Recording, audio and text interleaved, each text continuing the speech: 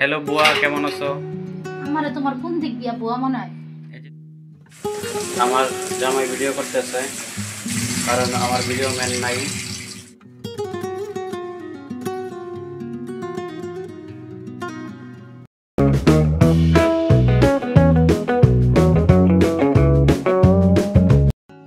হেই বন্ধুরা, আসসালামু আলাইকুম। কেমন আছো সবাই? আশা করি সকলে ভালো আছো। আমার সাথে নতুন আরেকটি ব্লগে তোমাদের সকলকেই স্বাগতম।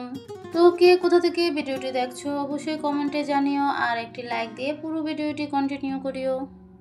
তো আজকে ব্লগটি হচ্ছে সকাল থেকে শুরু করছি। এখন বাজে হচ্ছে প্রায় 10টা। আজকে মূলত আমি তোমাদের সাথে আমার হোম ক্লিনিং ভিডিও হচ্ছে শেয়ার করব, যে আমি কীভাবে খুব অল্প সময়ের মধ্যে হচ্ছে পুরো বাসা ক্লিন করে বাকি সময়টা রিল্যাক্স করি। তো এখানে দেখলাম হচ্ছে পাখির খাবার নেই, তো ভাবলাম হচ্ছে ওকে কিছু খাবার দিয়ে নিই, না হলে কাজ করার সময় আবার দেখবো যে এসে কিচিরমিচির করা শুরু করছে। তো পাখিকে খাবার দিয়ে হচ্ছে আমি কাপড়ে ঝুড়ি নিয়ে বসলাম যে কি কি কাপড় ধুতে হবে। সবার আগে হচ্ছে আমি কাপড়গুলো ধুয়ে নিব, কারণ সকাল সকাল কাপড় না ধুয়ে দিলে হচ্ছে শুকাতে যাবে না। তো এখানে হচ্ছে কাপড়গুলো ভিজিয়ে নিয়েছি, বেশিক্ষণ ভিজিয়ে রাখবো না, কারণ অনেকটাই হচ্ছে বেলা হয়ে গেছে। তো বন্ধুরা দেখো, এখানে হচ্ছে আমি এক বালতি কাপড় হচ্ছে ধুয়ে নিছি। এখন হচ্ছে এগুলোকে মেলে দিব। বাইরে হচ্ছে ভালোই রোদ আছে, তো আশা করি হচ্ছে দুপুরের মধ্যে শুকিয়ে যাবে। দেখো বন্ধুরা, এক বারান্দা ভরে হচ্ছে কাপড় মেলে দিয়েছি, যেহেতু বাইরে রোদ আছে তাড়াতাড়ি শুকিয়ে যাবে। সব ধোয়াধুয়ির কাজ আগে শেষ করব, তাই হচ্ছে রান্নাঘরে ঢুকে গেলাম যে কি হাঁড়ি পাতিল ধুতে হবে। আমার জামাই ভিডিও করতেছে, কারণ আমার ভিডিও ম্যান নাই। হচ্ছে খুব তাড়াতাড়ি কাজগুলো শেষ করব, তাই ভাবলাম যে হচ্ছে অফ ক্যামেরাই করব। তারপরে যেহেতু দেখলাম যে বর বাসায়, তো ওকে বলতেছিলাম যে তুমি আমার টুকটাক একটু ভিডিও করে দাও। তো এখন এডিট করার সময় মনে হচ্ছে আমার স্ট্যান্ডই ভালো ছিল।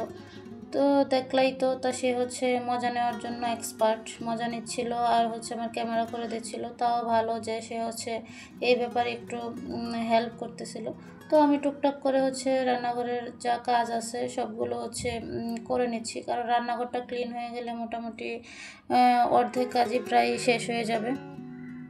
আমি হচ্ছে যে কাজটা ধরি সেটা হচ্ছে শেষ করে বের হওয়ার চেষ্টা করি। যেমন হচ্ছে রান্নাঘরে ঢুকছি, রান্নাঘরে যত যাবতীয় কাজ আছে সব কিছু শেষ করে তারপরে বের হবো। এইখানে একটু ওখানে একটু এভাবে কাজ করলে অনেক সময় লেগে যায়, তাই আমি হচ্ছে এক সাইড থেকে কাজ করা শুরু করি, যাতে হচ্ছে খুব অল্প সময়ের মধ্যে আমি আমার কাজগুলো কমপ্লিট করে ফেলতে পারি। আসসালামু আলাইকুম বন্ধুরা, এই যে আমার বাসায় নতুন একজন বুয়া রাখছি, হেল্পিং হ্যান্ড, বিনা বেতনে। বুয়া, কেমন আছো?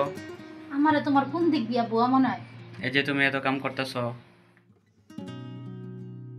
তো আমার বরমশাই দিল আমাকে বুয়ার উপাধি। ওরে আমার ক্যামেরা করতে দেওয়াই হচ্ছে আজকে সবচেয়ে বড় ভুল। আমার স্ট্যান্ডই ভালো ছিল, তো হচ্ছে এরকম পক পক করতেছিল আর আমি হচ্ছে কাজ করতেছিলাম। আমার একদিক দিয়ে ভালোই লাগতেছিল, কাজ করতে করতে হচ্ছে বিনোদন পাচ্ছিলাম, বোর হচ্ছিলাম না। তো আমি হচ্ছে চেষ্টা করি আমার জিনিসপত্রগুলো একটু পরিষ্কার পরিচ্ছন্ন রাখতে। প্রতিদিন হয়তো মুছতে পারি না, কিন্তু যেদিন হচ্ছে মোছামুছির কাজ করি সেদিন হচ্ছে খুব ভালোভাবে হচ্ছে ক্লিন করি। দেখো বন্ধুরা, আমি হচ্ছে রান্নাঘর পুরোটা হচ্ছে ক্লিন করে ফেললাম। তো গুছিয়ে রাখলে হচ্ছে অল্প জিনিস দিয়েও হচ্ছে ঘর খুব সুন্দর দেখা যায়। যেহেতু আজকে হচ্ছে বাসাকে ডিপ ক্লিন করব, আর ঈদও যেহেতু চলে আসছে, ঈদেরও একটি প্রস্তুতি আছে, তো সেজন্য হচ্ছে আমি জিনিসগুলো খুব ভালোভাবে মুছে নিচ্ছি। আর আমার হচ্ছে নতুন সংসার, তো অনেক জিনিসই কেনা হয়নি। তো আমাদের হচ্ছে নিত্য প্রয়োজনীয় যে জিনিসগুলো লাগে আমরা হচ্ছে প্রথমে সেগুলোকে প্রায়োরিটি দিছি, সেগুলোই হচ্ছে প্রথমে কিনছি। আমার ইচ্ছা আছে আমার ছোট বাসাটাকে হচ্ছে খুব সুন্দর করে সাজানোর। ভাড়া বাসায় হচ্ছে যতটুকু পসিবল হয় ততটুকুই সাজাবো ইনশাল্লাহ। সব মেয়েরাই চায় তার সংসারটা একটু সাজিয়ে গুছিয়ে হচ্ছে রাখার। মেয়েদেরই একটা জায়গা যেখানে মায়ায় হচ্ছে একবার পড়ে গেলে সেখান থেকে হচ্ছে আর কখনোই বের হতে পারে না। সেখানে যত কষ্টই হোক, যত ঝড় আসুক, সব ঝড় সামলে সব কষ্ট সহ্য করে এই একটা মায়ায় হচ্ছে তারা সবসময় আটকে থাকে। সংসার নামক মায়ায় একবার যারা পড়ছে তারাই জানে এই মায়া হচ্ছে কতটা গভীর। তো এই তো আমি কথা বলতে বলতে হচ্ছে কাজগুলো করে নিচ্ছি। তো তো এই যে আমার একটা আবেগের জায়গা, আমার টেবিল। এই টেবিলটা অনেক দিন যাবত আমার সাথে আছে। আমি যখন ক্লাস 10-এ পড়ি তখন হচ্ছে এই টেবিলটা আমার বাবা আমাকে কিনে দিছিল। তারপর থেকেই আমার জীবনের সব উত্থান পতনের গল্প এই টেবিলের সাথেই। এই টেবিলে বসে কত হেসেছি, কত কেঁদেছি, তার সব সাক্ষী এই টেবিল। এমনকি একটি মজার ব্যাপার হচ্ছে, আমার বিয়েতে যে আমি রাজি এই টেবিলে বসে হচ্ছে আমি আমার মাকে বলছিলাম। তো বিয়ের পরে হচ্ছে টেবিলটা আমি বাবার বাড়িতে রেখে আসিনি, আমার সাথে করে হচ্ছে নিয়ে আসছিলাম।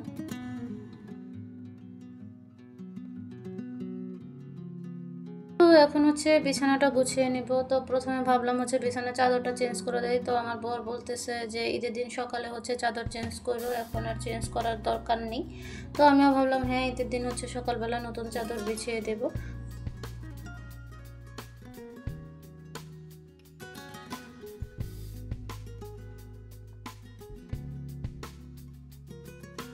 তারপর আমি প্রত্যেকটা ফার্নিচার হচ্ছে খুব সুন্দর করে মুছে প্রত্যেকটা জিনিস হচ্ছে ডিপ ক্লিন করে নিয়েছি অফ ক্যামেরায়। বেডরুমটাও খুব সুন্দর করে গুছিয়ে নিয়েছি।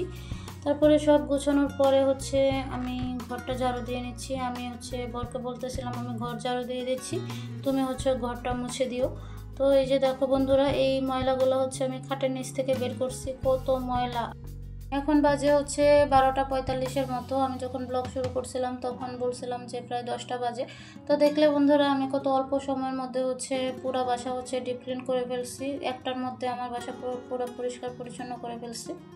তো বন্ধুরা, এখন বাজে হচ্ছে 7টা। আজকে যেহেতু অনেক কাজ করেছি, আমি হচ্ছে দুপুরে অনেকটা সময় ঘুমিয়ে নিয়েছিলাম। তারপর ইফতারের আগে অল্প পরিসরে ইফতারের আয়োজন করে আমরা দুজন হচ্ছে ইফতার করে নিয়েছি। এই যে সকালে যে কাপড়গুলো ধুয়ে দিছিলাম এগুলো হচ্ছে এখানে ভাঁজ করে নিলাম। আর আমার রেগুলার ইউজের যে কাপড়গুলো এগুলো হচ্ছে এই যে ড্রেসিং টেবিলের যে ছোট্ট ড্রয়ার, এই ড্রয়ারের মধ্যে হচ্ছে আমি রেখে দিই। তো বন্ধুরা, আজকের ব্লগটি এখানেই শেষ করছি। ব্লগটি তোমাদের কাছে কেমন লাগছে অবশ্যই কমেন্টে জানিও। আর আজকে যারা নতুন আমার ভিডিও দেখছো তারা হচ্ছে আমার চ্যানেলটি সাবস্ক্রাইব করে দিও, আর পাশে থাকা বেল আইকনটি অন করে দিও, যাতে পরবর্তীতে আমি কোনো ভিডিও আপলোড করলে তোমরা সাথে সাথে দেখতে পাও। তো নতুন আরেকটা ভিডিওতে ইনশাল্লাহ আবারও দেখা হবে। আল্লাহ হাফেজ।